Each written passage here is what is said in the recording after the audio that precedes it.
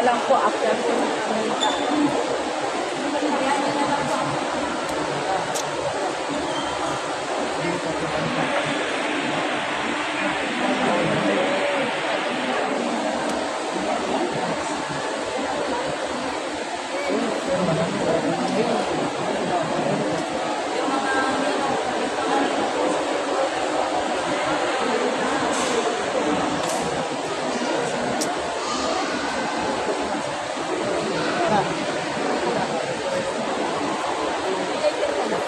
Ito. Ayun, may kandila yun.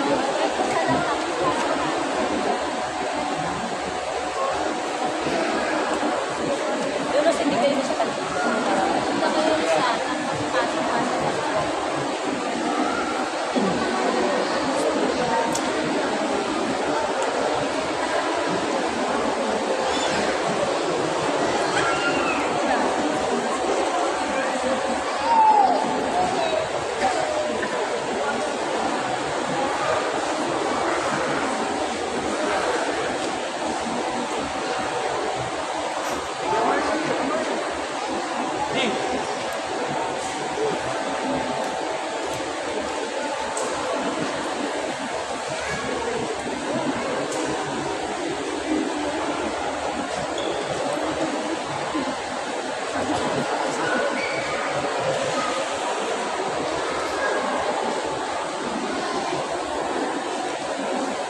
Ang ilaw na ito ay tanda ng liwanag ni Kristo na tinanggap ng mga bagong binyag.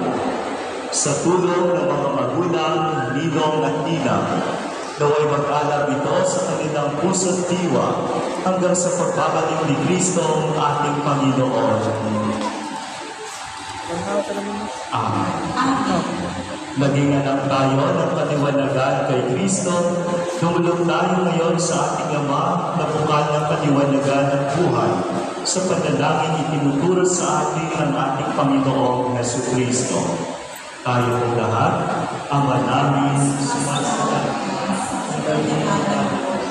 papasa amin ang kaharian mo, sundin ang loob mo dito sa lupa para ng sa langit. Bigyan mo kami ngayon ng aming kanin sa araw-araw at patawarin mo kami sa aming mga sala para na pagpapatawad namin sa nagkakasala sa amin. At huwag mo kami ipahintulot sa puso at iadya mo kami sa lahat ng masama. At sa mahal na Birhen, ating ipagkatiwala ang mga bagong binyag. Sama-sama tayong manalangin. Aba, Ginoong Maria, na pupuno ka ng grasya, ang Panginoong Diyos ay sumasa iyo. Bukod ka, pinagpala sa babaeng lahat, at pinagpala naman ang iyong anak si Jesus. Santa Maria, Ina ng Diyos, ipanalangin mo kami makasalanan, ngayon at kung kami mamamatay. Amen. Ama namin mapagmahal, amin nang ipinagdiwang ang sakramento na nagbibigay ng iyong buhay at dangal.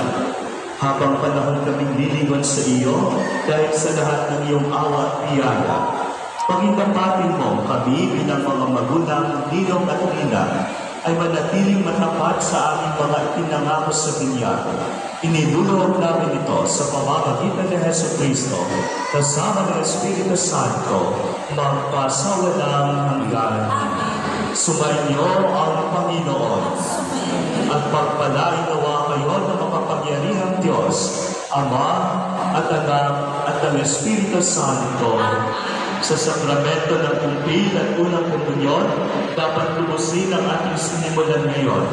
Ihanda ninyo sila pagsapit ng araw ng pagtanggap sa mga sakramentong ito. Humayang kayong taglay ang pag-ibig at kapayapaan ni Kristo.